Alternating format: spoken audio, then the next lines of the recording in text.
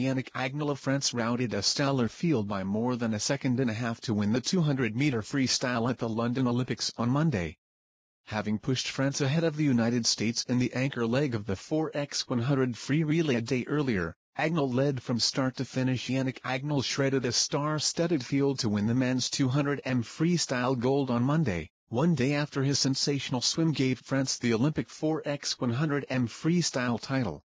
Agnel won France's third swimming gold of the Games in 1 minute 43.14 seconds as Asian rivals Park Tae-hwan of South Korea and Sun Yang of China shared silver behind him in 1:44.93 1.79 seconds adrift. Reigning world champion Ryan Lochte, a dominant winner in the men's 400m medley, was relegated to fourth place in world